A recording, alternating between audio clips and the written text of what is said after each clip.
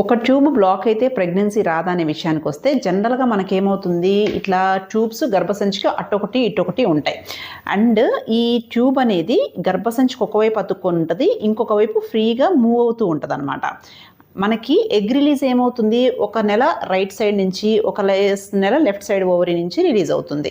ఈ ట్యూబ్కి ఇది ఫ్రీగా మూవ్ అవుతుంది కాబట్టి ఈ ఎండ్ ఎగ్ అనేది రైట్ సైడ్ రిలీజ్ అయినా లెఫ్ట్ సైడ్ రిలీజ్ అయినా ఈ ట్యూబ్ అనేది క్యాచ్ చేయగలుగుతుంది అనమాట. కాబట్టి మనకు ఒక ట్యూబ్ ప్రాబ్లం ఉన్నా కానీ, బ్లాక్ అయినా కానీ, బై బర్త్ లేకపోయినా కానీ, లేకుంటే ఏదన్నా సర్జరీ చేసినప్పుడు రిమూవ్ చేసినా కానీ, మనకి ఉన్న ఒక ట్యూబ్ హెల్దీగా బ్లాక్ లేకుండా పేటెంట్గా ఉంటే మనకి ప్రెగ్నెన్సీ ఛాన్స్ అనేది ఉంటుంది. సో సింగిల్ ట్యూబ్ పేటెన్సీ ఉన్నా కానీ ప్రెగ్నెన్సీ ఛాన్స్ అనేది 85% ఉంటుంది.